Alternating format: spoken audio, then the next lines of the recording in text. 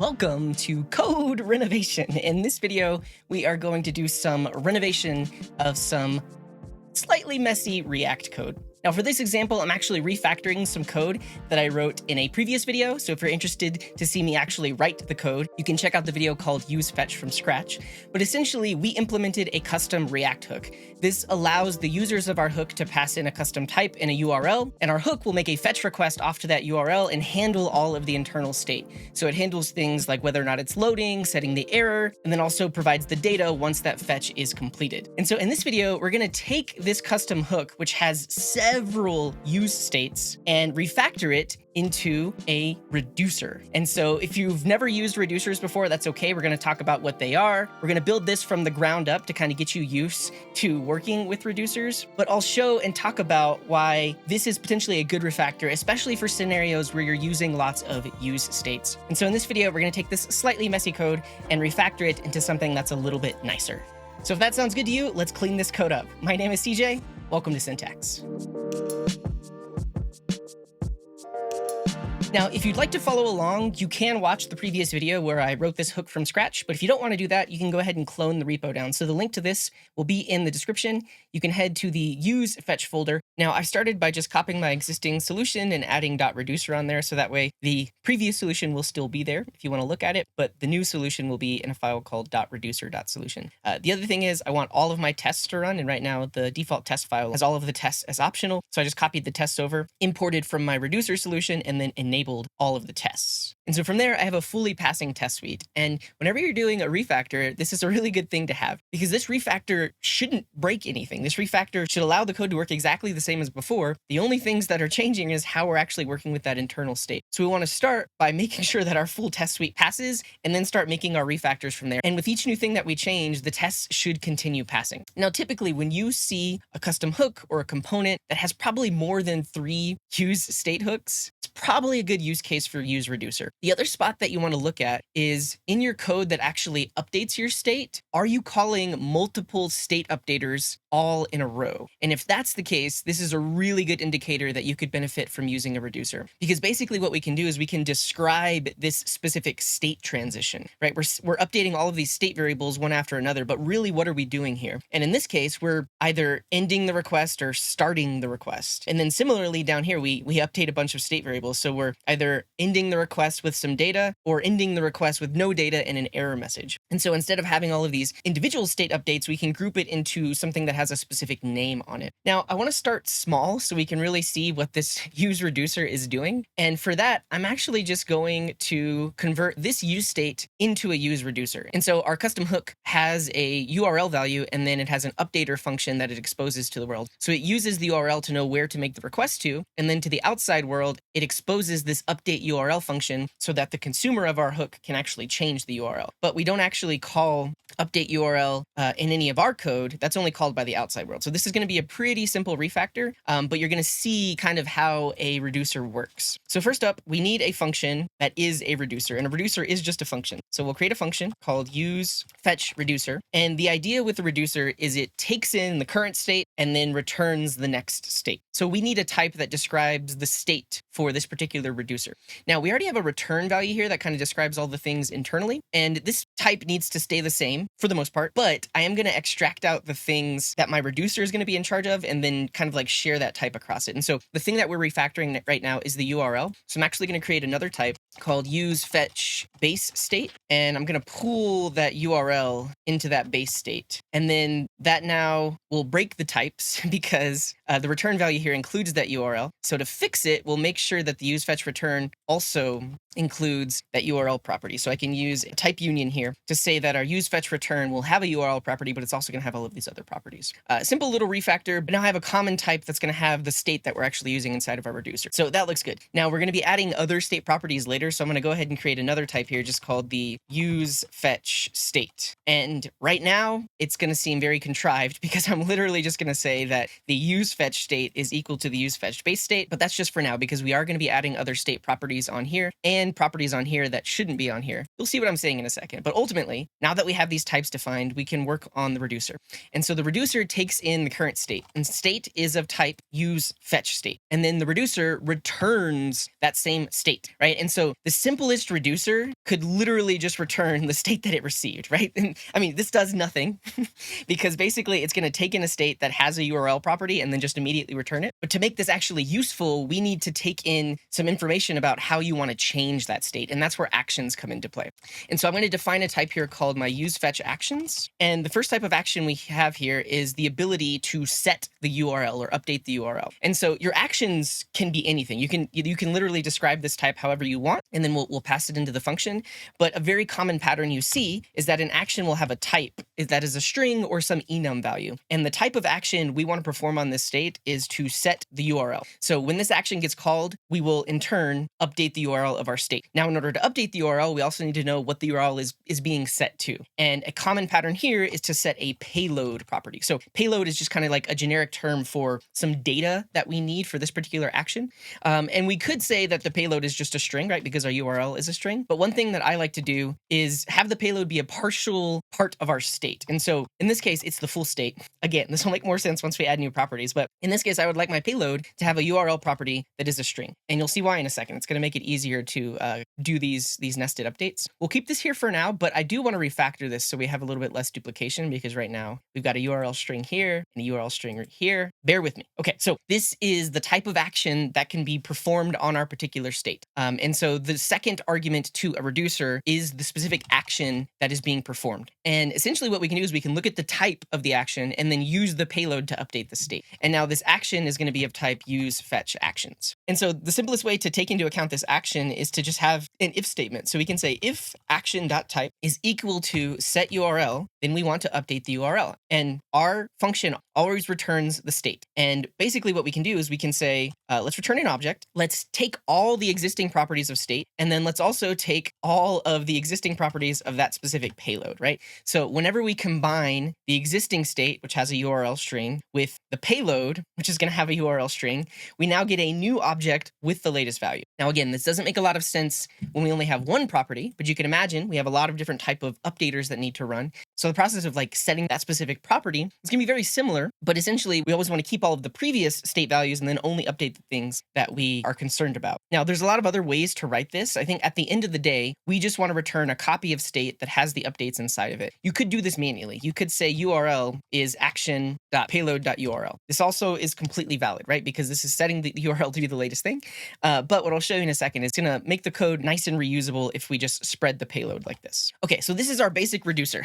And again, it's a bit contrived right now, but it'll start to make more sense as we add new properties into our state. So the reducer takes in the existing state. It takes in some action that is going to be performed on that state, and then based on the action returns a new state. And so for this particular reducer, if any other type were to be passed in here, we don't have any code that manages it, so we're always going to be returning the current state as it is. We're not going to be modifying it. But if the type is setURL, then we'll set the URL. So this is our reducer. Let's actually use it. And what we'll do is we will comment out the useState here for URL. And instead, we're going to have the state and then this thing called dispatch, which is going to let us update that state for our reducer. And built into React is a hook called useReducer. useReducer accepts a reducer. So we can actually just pass in this reference here to useFetchReducer. And then it also accepts the initial state because our reducer needs that initial state in order to return the initial state. And in this case, the initial state is just going to have a URL property. And you can see here that before we were initializing it to initial URL. So I'll do that here. I'll say that this is the initial URL. Okay,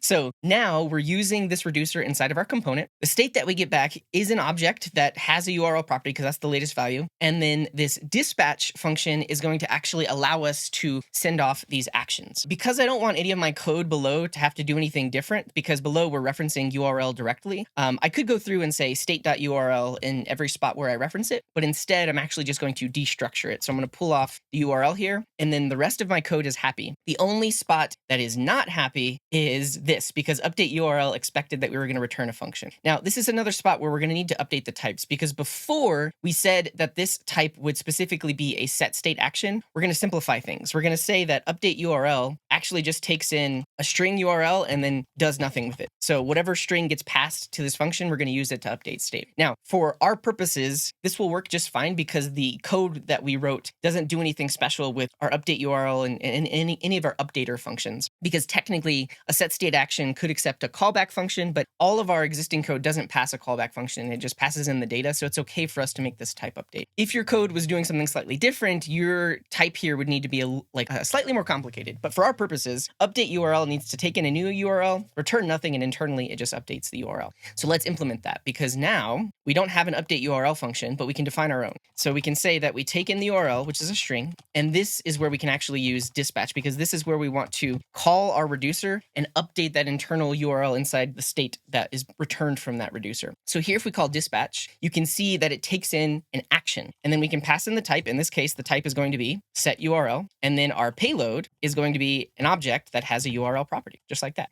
And so essentially for every one of these state updaters, we're going to pass in the type, we're going to pass in the payload. If this function gets called, dispatch will in turn trigger a call to our reducer function. It'll figure out, okay, what type was dispatched. Let's update the state accordingly. That new state will be returned, and then we can use it everywhere else. And so with this simple update here, now all of our tests should stay passing, because the only thing we've changed is we've moved that URL state into this reducer instead of having a useState property directly, but everything else is exactly the same. So if I look at my tests should still be passing, because the only thing I did was changed where that URL is being stored. Now, if this is the only thing we had to do, I would not refactor this to be a useReducer. But like I said, there are some other areas where it makes a whole lot more sense. So let's continue refactoring. Now, the next thing I'll do is I'm actually just going to refactor these other state values here, because it's a very similar situation where we just have the state value defined and then we expose a function so the outside world can update it. And so let's work on our request options. So request options are of type request init. So this is the thing that actually gets passed into the fetch function. And so this only exists on our state internally. We don't expose this to the outside world. You can see here that we don't return request options. So request options needs to exist on our useFetch state, but not on our base state, right? Because we're not returning it. So this is where this type was actually useful, is now this should have some request options,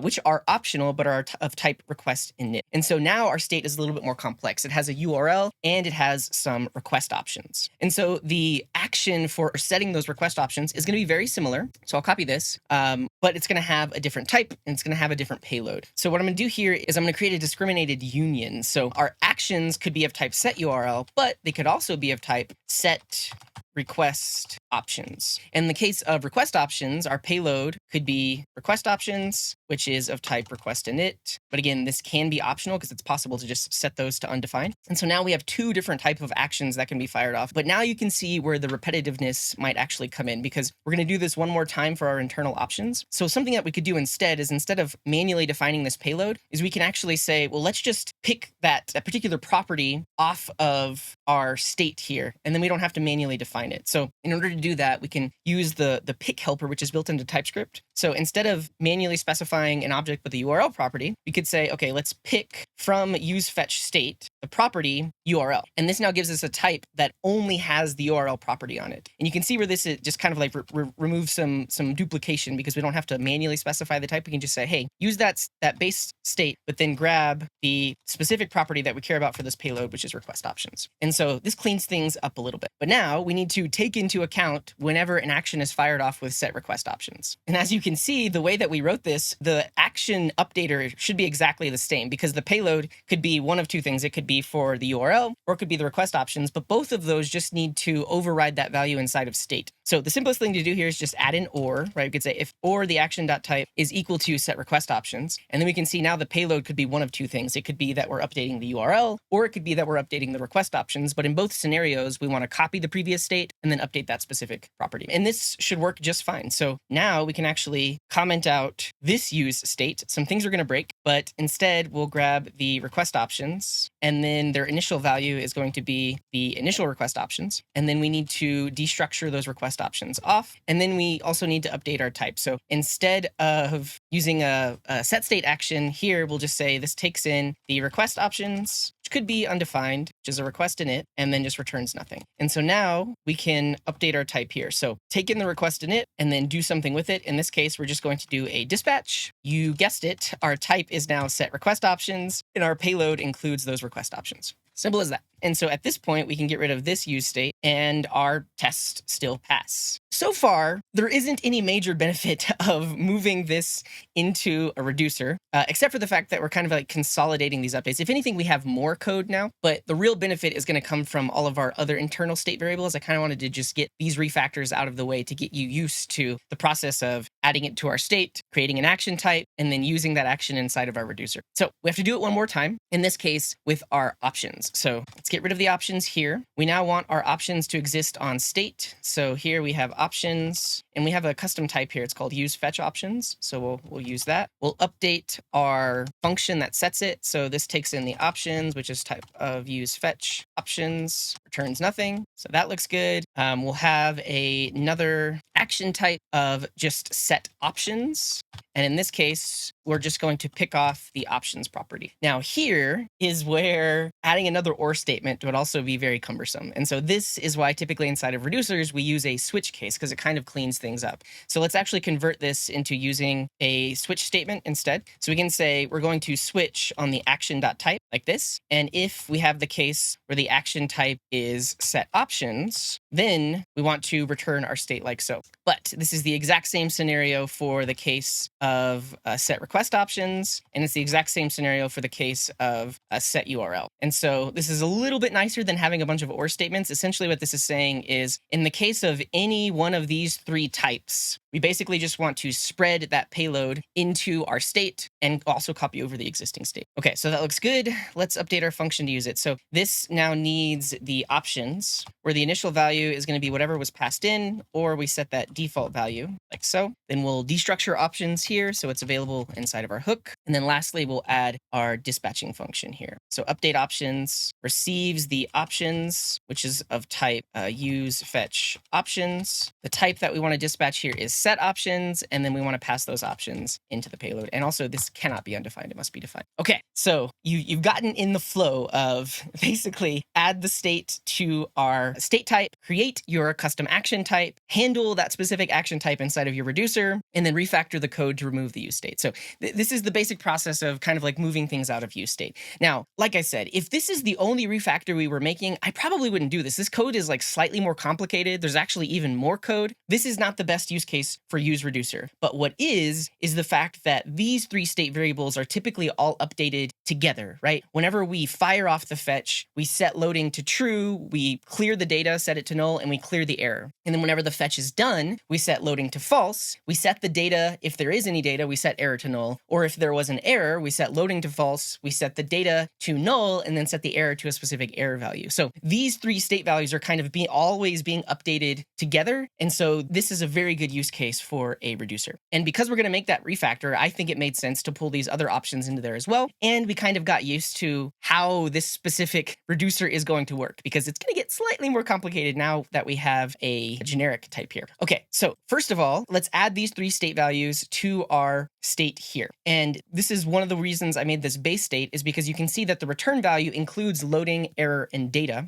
but we want to include that in our fetch state as well. So I'm actually going to move these three properties into our base state, but now base state needs to be a generic type because we need to be able to specify what data is. And then here I can actually just pass that generic type through. And so our base state is now going to keep track of all four of these things. And then our useFetch state gets a little bit more complicated because we need to take in that specific type and then pass that type to the base state. And similarly, all of our other uses of these needs that generic type. So we're going to pass it through like so. And in this case, well, where does T come from? We're actually going to pass in that type whenever we create our reducer. So we're actually going to pass the type in to whenever we create that reducer, because the type will come from whenever someone is actually calling our custom hook. But now we need some default values. And so I'm actually just going to go ahead and comment out our useStates here. We're going to set our default value. So loading sets up as false, data initializes as null, and error initializes as null. And so now we've taken those initial values and we're specifying those on our state here. But everywhere we were calling those setters is broken. So we're going to have to update that. And we will actually destructure from our reducer here. So we're going to pull in data, we're going to pull in error, and we're going to pull in loading. Okay, now we have to think about how do we group these specific actions. I hinted at this earlier, but basically there's a couple different scenarios, right? In the case of there not being a URL, we basically just want to immediately stop trying to make this fetch and then set an error. And so we could think of what do we call this? So we could call this like fetch error or like set fetch error. But if you think more generally, we're also going to be doing a similar thing if there was ever like a thrown error. And we're almost always setting data and error and then setting loading accordingly. So in this specific scenario, I think it makes sense to have an action that's called finish fetching or end fetch. And then it will set data, it'll set error, and it will set loading accordingly. So let's do just that. Let's create our custom action type here. We will call it finish fetching. And whenever we're finished fetching, we need data and we need error, because whenever finish fetching gets called, loading should always be set to false. And then we can handle this specific case in our switch here. So in the case of finish fetching, we want to spread the existing state. In this case, we'll spread the payload, which is going to have error and data, and then we'll always set loading to false. And so you can see here how this is going to simplify some of our logic down below, is where we don't always have to set loading false. We can explicitly dispatch our action called finish fetching. Okay, so if there was not a URL when someone fired off this hook, we're going to dispatch an action. The type is going to be finish fetching. Our payload is going to set data to null, just like we were doing right here. And then it's going to set our error to empty URL, like so. And then that allows us to get rid of this set state and also allows us to get rid of this set state. And so now we have this nice named action that can actually update multiple properties and also handle some default cases that we don't need to explicitly specify every time, like setting loading to false. Now let's use this same dispatch in a couple of other areas, right? So if there wasn't a URL when this hook was fired off, we're going to set the error.